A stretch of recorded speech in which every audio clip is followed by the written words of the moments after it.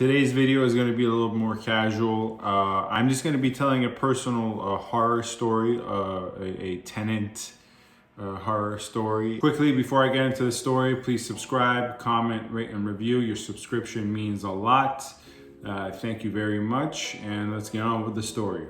And through the story, hopefully I can tell you guys how certain tenants delay intentionally the eviction process, which is a rampant problem, if you ask me, in Toronto. So basically, I started working with this homeowner who owns about 6 or 7 properties around the Toronto North York area, and she used me along with other realtors, but primarily me, to rent out her properties so she can get the rental income, obviously. And once I started working with her, a few of her properties were already rented out. Like, I was not the first agent she started working with. So this tenant, which this video is about, was not a tenant in which I was responsible for. It was an incumbent tenant, a tenant another agent brought to the rental property that now I had listed.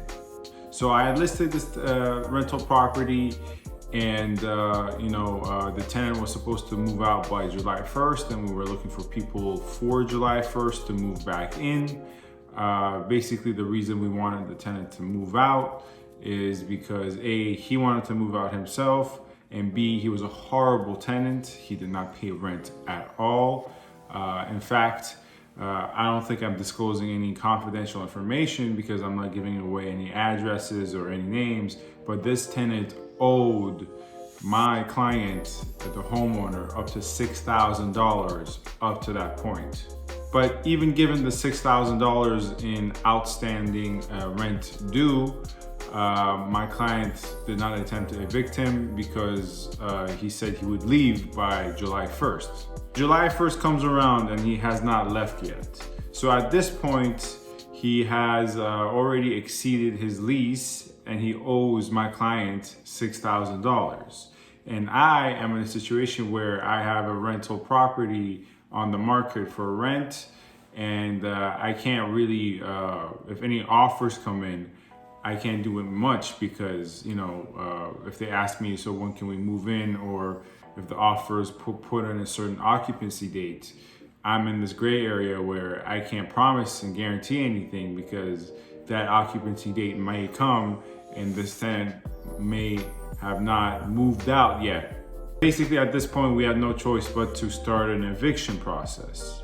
Now, you guys might have recalled, hopefully you have, in a previous video, 5 things every homeowner should know before they rent their house. I stated multiple times that it's next to impossible to evict a tenant in a short period of time. And by short period of time, I'm referring to 3 to 6 months.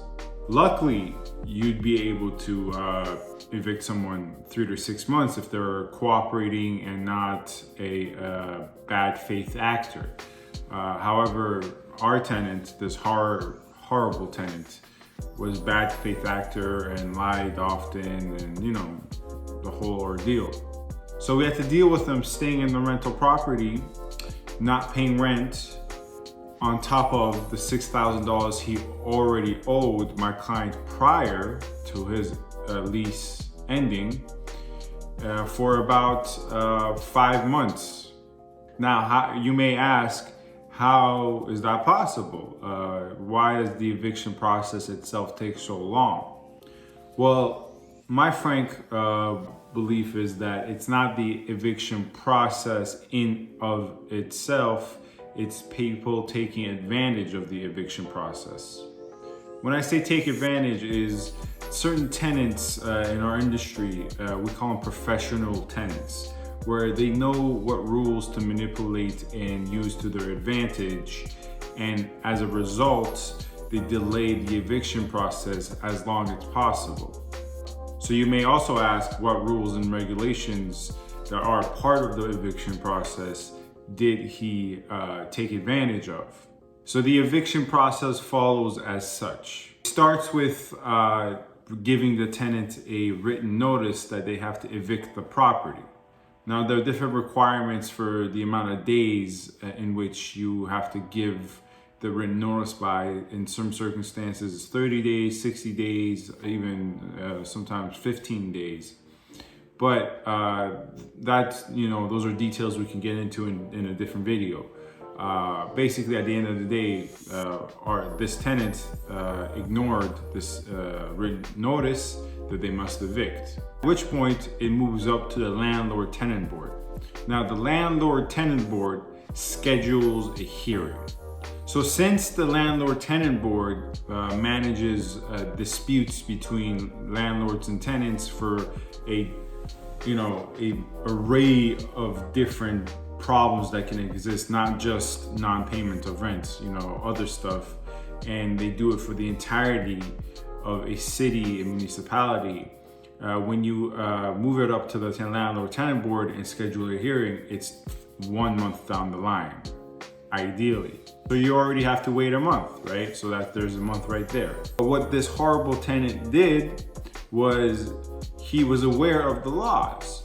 See, if a hearing is scheduled 1 month down the line and you don't show up, the Landlord-Tenant Board doesn't automatically rule on the side of the landlord. Similarly, the other way around, by the way, if the landlord doesn't show up, they don't rule on the side of the tenant. They don't just rule on the side of whoever happens to be there. If you skip out on the hearing, which our tenant did and many bad tenants do, what happens is they reschedule another hearing. See, basically what I'm getting at is that our tenant kept skipping out on these hearings under false pretenses that we knew for a fact was a lie. One time his wife was pregnant and he couldn't come. Another time he had a medical emergency. The third time his wife was pregnant again. I'm not quite sure how your wife can be pregnant twice within the span of 3 months. And this is exactly what happens.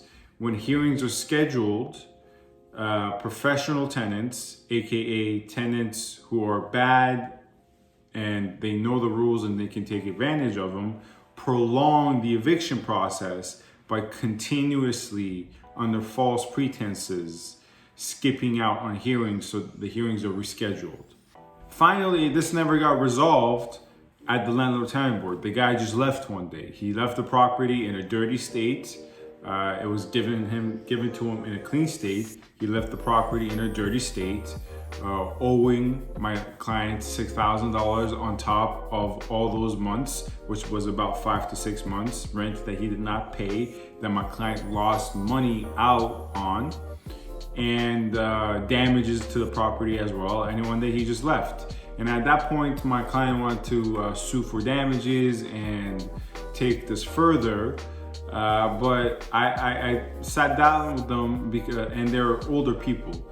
I sat down with them and I said, look, this is just cut your losses here. This has been a traumatic experience for you. It screwed up a portion of my business. I mean, obviously this wasn't only my only business, but it's still a listing that I couldn't work with. You've lost on a lot of money. Let this be a learning experience for you. And don't pursue it any further, because that's going to take a lot of energy and time on your part. And at this stage of your life, being older as you are and being wealthy as you are, you should just enjoy life and just learn from this experience and not pursue it and be litigious and try to sue. And they took my advice, and that's that. We never saw the guy again. And ever since then, we've had great experiences with tenants. Not to toot my own horn, it's because they exclusively started working with me. But overall, we've had an amazing experience, and that was just a learning experience for all of us.